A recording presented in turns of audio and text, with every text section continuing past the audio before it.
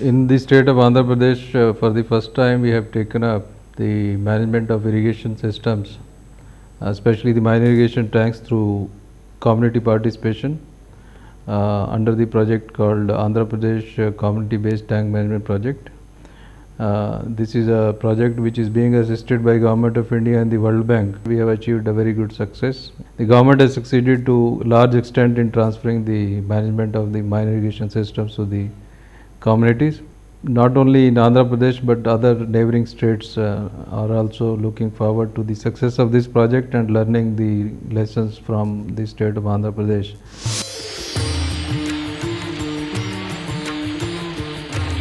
జలం జీవనాధారం, జలమే ప్రగతికి ప్రధానం. జలమున్న చోటే జీవజాతుల మనుగడ కనిపిస్తుంది.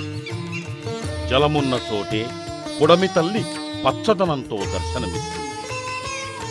మనిషికి త్రాగునీరుగా, సాగునీరుగా ఉపయోగపడుతున్నవి ఈ జలాలే. సాగునీరు గురించి వివరంగా ప్రస్తావించాల్సి వస్తే, ప్రతి ఊళ్ళో అనాదిగా చెరువుల వ్యవస్థ ఏర్పరచుకోవడం జరిగింది. కొన్ని వందల వేల సంవత్సరాల క్రితమే గ్రామీణ ప్రాంతాల్లో చెరువులకు రూపకల్పన గావించబడినట్లు అనేక చారిత్రక సాక్ష్యాలున్నాయి. ఈ చెరువులు కేవలం రైతులకు సాగునీటి సరఫరాకే కాకుండా ఆ గ్రామాల్లోని మరెన్నో సామాజిక వర్గాలకు కూడా ఉపయోగపడుతూ వచ్చాయి. అందుకే ఈ ఊరు మనదిరా, ఆ చెరువు మనదిరా అన్న భావన ప్రతి వ్యక్తిలోనూ ప్రగాఢంగా ఉండేది. అందుకే చెరువులో నీటి వినియోగం ఒక పద్ధతిలో జరిగేది. కాలానుగుణంగా పరిస్థితుల్లో మార్పులొచ్చాయి. చెరువుల యాజమాన్యంలోనూ మార్పులు చోటు చేసుకున్నాయి. కొన్ని చెరువులు పూడిక పడుతూ సాగు విస్తీర్ణం తగ్గిపోతూ వచ్చింది. అంతేకాక జీవనోపాధుల కోసం చెరువులపై ఆధారపడే వారికి సమస్యలు వచ్చాయి. ఇలా గ్రామాల్లో చెరువుల వ్యవస్థలో నెలకొన్న అనిశ్చిత పరిస్థితుల్ని చక్కదిద్ది మళ్లీ అందరికీ మంచి చెయ్యాలన్న ఉద్దేశంతో ప్రారంభించిన పథకమే ఆంధ్రప్రదేశ్ చెరువుల భాగస్వామ్య యాజమాన్య పథకం. మన రాష్ట్రంలో ఈ పథకం కేంద్ర ప్రభుత్వం మరియు ప్రపంచ బ్యాంకు సహకారంతో చేపట్టబడింది. ఈ పథకం 21 జిల్లాల్లో 3000 చెరువుల్ని అభివృద్ధి పరచుటకు, తద్వారా 2.5 లక్షల హెక్టార్ల సాగు భూమికి ఖచ్చితంగా నీటి సరఫరా జరిపించుటకు ఉద్దేశించబడింది. నీటి వినియోగదారుల సంఘాలని భాగస్వామ్యం చేయడం అనేది చాలా ప్రధానమైనటువంటి ఉద్దేశం. సో ఈ నీటి వినియోగదారుల సంఘాలని భాగస్వామ్యం చేసే భాగంగా ఈ కార్యక్రమం యొక్క ప్రణాళికలు తయారు చేసే దగ్గర నుండి ఈ కార్యక్రమం పూర్తయిన తర్వాత చెరువుల్ని మనం రైతులకు అప్పచెప్పే వరకు కూడా ఈ రైతుల్ని వివిధ స్థాయిల్లో వారి యొక్క సేవలు వినియోగించుకుంటూ వారి యొక్క భాగస్వామ్యాన్ని పెంపొందించడానికి కావాల్సినటువంటి చర్యలన్నీ కూడా ఇందులో తీసుకోవడం జరుగుతూ వస్తుంది. ఆంధ్రప్రదేశ్ చెరువుల భాగస్వామ్య యాజమాన్య పథకం ముఖ్యంగా గ్రామాల్లో సహాయ సంస్థల ఫెసిలిటేషన్తో మరియు నీటి వినియోగదారుల సంఘాల భాగస్వామ్యంతో అమలు చేయబడుతున్నది. ఈ పథకం కింద సంస్థాగత అభివృద్ధి, చెరువు వ్యవస్థ అభివృద్ధి మరియు భూగర్భ జలాల సంరక్షణ, వ్యవసాయ జీవనోపాధుల సహాయ సేవలు, ప్రాజెక్టు యాజమాన్యం మొదలగు అంశాలతో కార్యక్రమాలు చేపట్టడమైంది.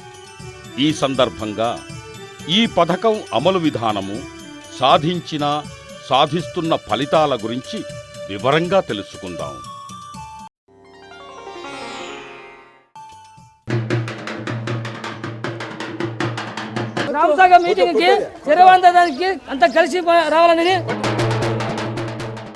ఒక గ్రామంలో ఆంధ్రప్రదేశ్ చెరువుల భాగస్వామ్య యాజమాన్య పథకం అమలు చేయుటకు ముందుగా నియమితులైన సహాయ సంస్థకు సంబంధించిన ప్రతినిధులు ఆ గ్రామం చేరుకుంటారు.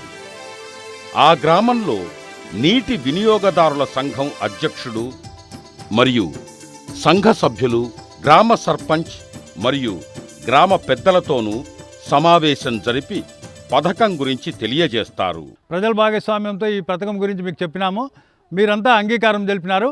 Project director, water users committee association president ఇద్దరు కలిసి ఒప్పంద పత్రం మీద సంతకం చేస్తారు. సంతకం చేసినాక మేము కలిసి ఈ పథకాన్ని ముందుకు తీసుకొని పోయి సక్సెస్ఫుల్ చేయాలని కోరుతున్నాం. ఇప్పుడు మనం చూస్తున్న సన్నివేశం నీటి వినియోగదారుల సంఘం మరియు జిల్లా ప్రాజెక్టు విభాగముల మధ్య ఒప్పంద పత్రంపై అంగీకారానికి సంబంధించినవి. ఇందులో నీటి వినియోగదారుల సంఘ అధ్యక్షుడు మరియు సభ్యులు, జిల్లా ప్రాజెక్టు విభాగం తరఫున అధికారి పాల్గొంటారు. మీ గ్రామస్తులందరూ కలిసి ఈ చెరువుకు పునరుద్ధరణకు కావాల్సిన పనులన్నీ మీ సమ్మతంతో, మీ భాగస్వామ్యంతో చేయటకు మీరు అంగీకరించినారు. ఆ అంగీకార పత్రం మీద సంతకం చేయడానికి, మీతో అంగీకారం కుదుర్చుకోవడానికి ఈరోజు నేను ఇక్కడికి రావడం జరిగింది. దాంట్లో కొన్ని కండిషన్స్ ఉన్నాయి. చెరువు వినియోగదారుల నుండి సివిల్ పనులకు అవసరమైన దానిలో 10% వాటా రూపంలో పోగు చేయడం. అంటే ఆ 10%లో 5% నగదు రూపంలో మీరు కట్టాల్సి ఉంటుంది. మరియు 5% మీరు శ్రమదానం కింద 5% మొత్తము ఆ పనులన్నీ మీరు చేయాల్సి వస్తుంది. సవివర చర్చల అనంతరం ఎంఓయూలపై నీటి వినియోగదారుల సంఘం అధ్యక్షుడు మరియు జిల్లా ప్రాజెక్టు విభాగం అధికారి సంతకాలు చేస్తారు. సాక్షులుగా టీసీ మెంబరు మరియు సహాయ సంస్థకు చెందిన ఒక ప్రతినిధి సంతకాలు చేస్తారు.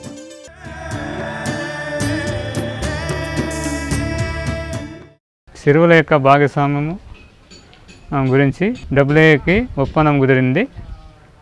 ఇంతకుముందు మాకు ఏమీ కార్యక్రమం లేక, అభివృద్ధి లేక ఉన్నాము. ఇప్పుడు ప్రతి పనులు అభివృద్ధిగా చేసుకొనిస్తూ, ట్రైనింగ్లు చేసుకొనిస్తూ మంచిగా మా చెరువు అభివృద్ధి పనులు చేసుకుంటామని మేము కోరుకుంటూ సంతోషిస్తున్నాము. ఈ పథకంలో భాగంగా గ్రామాల్లో ఈ పథకానికి సంబంధించి గోడలపై నినాదాలు వ్రాయించడం జరుగుతుంది.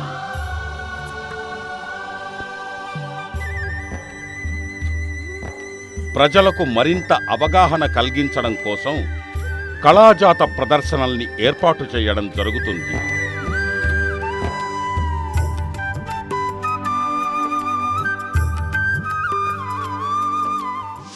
ఈ పథకం అమలులో వివిధ ప్రభుత్వ శాఖల సమన్వయం ఒక విశేషం. ఈ మేరకు సహాయ సంస్థల ప్రతినిధులు వివిధ ప్రభుత్వ శాఖల అధికారులతో గ్రామంలో గ్రామసభ ఏర్పాటు చేస్తారు. ఈరోజు మా చెరువు గురించి అన్ని శాఖల అధికారులంతా వచ్చి మా గ్రామంలో మీటింగ్ పెట్టడం జరిగింది. ఈ పథకం మా రైతులందరికీ నచ్చింది. దీన్ని మేమందరం వినియోగించుకుంటాం. ఈ పథకంలో మేమందరం భాగస్వాములుగా ఉంటాం. ఈరోజు మా గ్రామంలో అందరు అధికారులు వచ్చి చెరువుల యాజమాన్యం గురించి, నీటిపారుదల గురించి మీటింగ్ పెట్టినారు. ఈ చెరువుల పథకంలో మహిళలకు కూడా ప్రాధాన్యత ఇస్తామన్నారు. కాబట్టి మహిళలందరం కూడా పాల్గొంటాము. గ్రామీణ ప్రజల భాగస్వామ్య ప్రక్రియ ద్వారా సమాచార సేకరణ జరుపుతారు. ఇందులో భాగంగా సామాజిక చిత్రపటం ఆధారంగా ఆ గ్రామంలో ఉన్నటువంటి అన్ని సౌకర్యాల గురించి సమాచార సేకరణ జరుగుతుంది.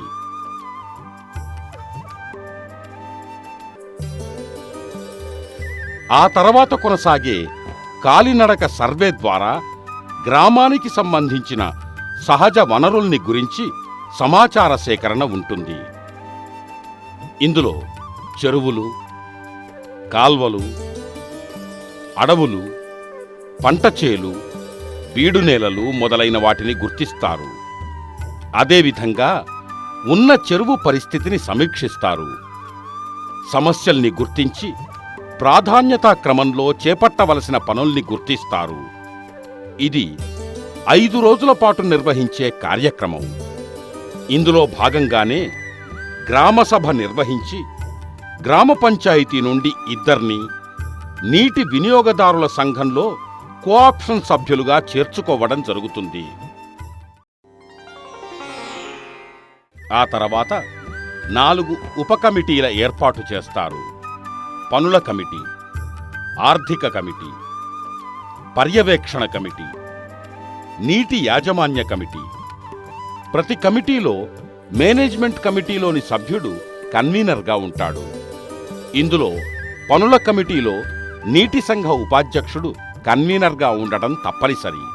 అలాగే ప్రతి కమిటీలోనూ 3 చొప్పున ఆయకట్టుదారులు సభ్యులుగా వ్యవహరిస్తారు. నేను టీసీ మెంబర్గా పనిచేస్తున్నాను. మరియు దాంట్లో ఆర్థిక కమిటీలో కన్వీనర్గా కూడా ఉన్నాను.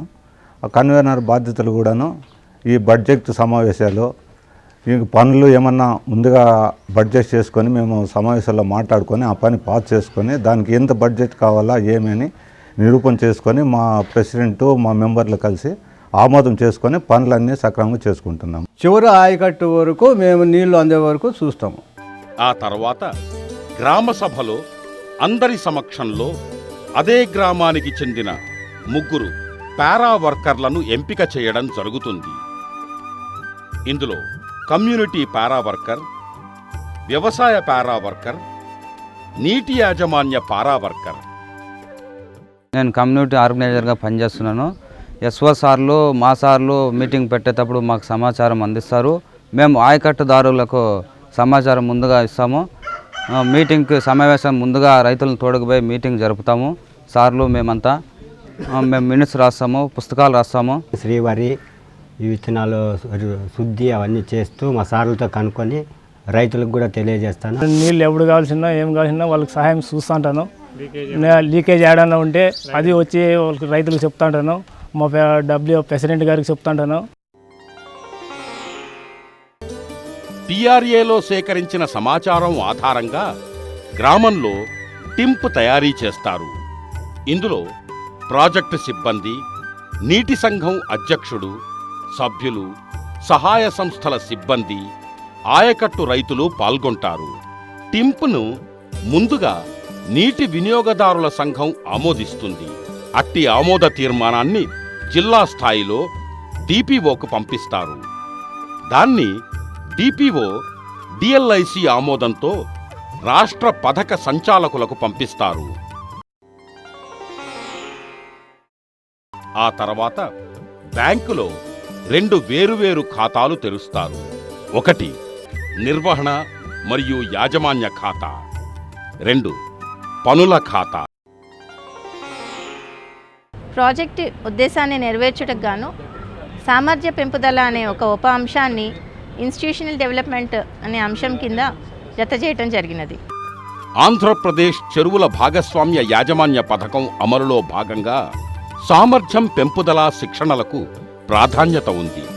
ఇందులో భాగంగా సహాయ సంస్థల సిబ్బందికి మరియు నీటి వినియోగదారుల సంఘాల వారికి, ఆయకట్టుదారులకి వివిధ రకాల శిక్షణలుంటాయి. శిక్షణా కార్యక్రమాల అమలును డిపియులో అంటే అనగా డిస్ట్రిక్ట్ ప్రాజెక్ట్ డైరెక్టర్, ఏపీడీలు మరియు ప్రాజెక్ట్ లెవెల్లో PMU consultants, training support agencies యొక్క ప్రతినిధులు వివిధ స్థాయిల్లో ఈ శిక్షణా కార్యక్రమాలని అమలు చేస్తున్నప్పుడు పర్యవేక్షించడం జరుగుతున్నది.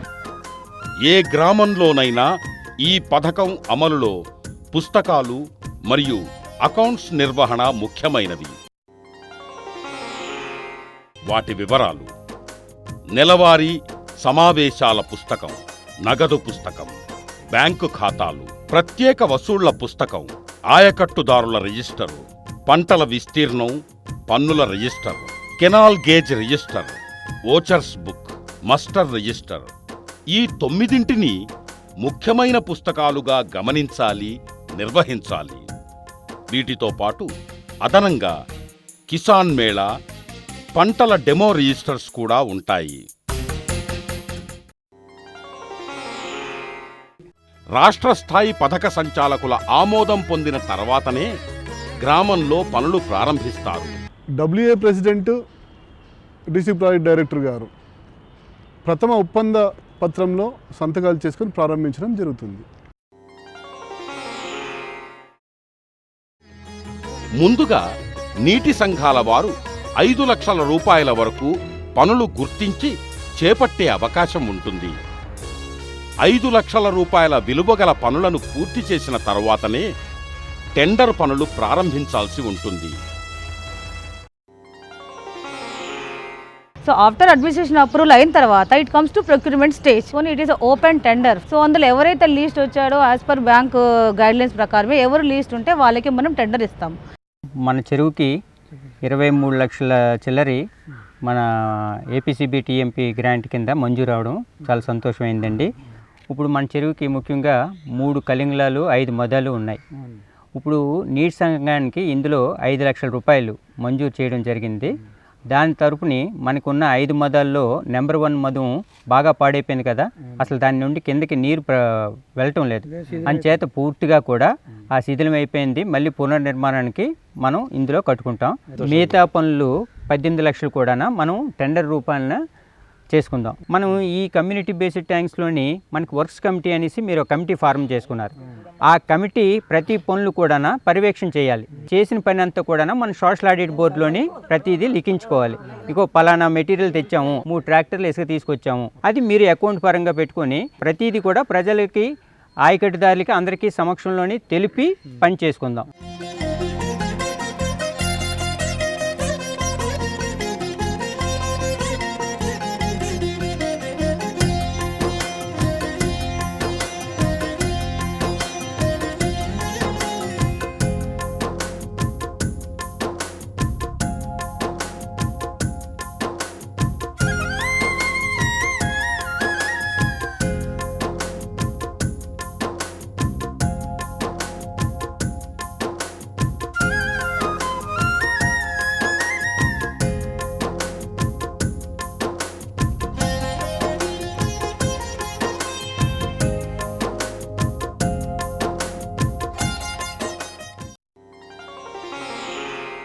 చెరువు వ్యవస్థ అభివృద్ధి ప్రణాళికలో ఇప్పుడు పనులు జరిగేటప్పుడు WARలో వర్క్స్ సబ్ కమిటీ అనేది ఒకటి ఉంటుంది.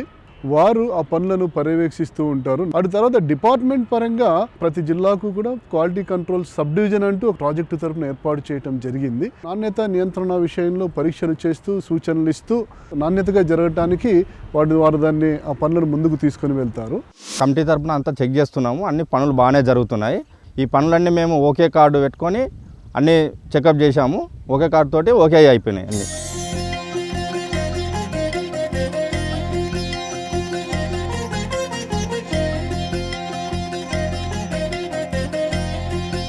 మేము క్వాలిటీ కంట్రోల్లో ఇక్కడ జరుగుతున్న పనులలో ముందు సియో అనాలిసిస్ అని ముందు జల్లెడ పట్టి మెటల్ కానివ్వండి, కంకర కానివ్వండి, ఇసుక కానివ్వండి, ఇవన్నీ కలెక్ట్ కూడా చేసుకొని సైట్లో కొన్ని చేస్తాము. తర్వాత కాంక్రీట్ జరిగే చోట మోల్డ్స్ క్యాస్ట్ చేసి మా ల్యాబ్కు తీసుకువెళ్ళి క్యూరింగ్ అయిన తర్వాత 7 రోజులకు ఒకసారి టెస్ట్ కంప్రెసివ్ స్ట్రెంత్ చూసి వర్క్ యొక్క క్వాలిటీ బాగుందా లేదా అని పరిశీలించడం జరుగుతుంది. మొత్తం ఏపీసీబీటీఎంపీకి ఉన్న ట్యాంకులన్నింటిలో కూడా 30% ట్యాంకుల్ని ఈ కన్సల్టెన్సీ వారికి, third party quality control consultancy వారికి ఇవ్వడం జరిగింది.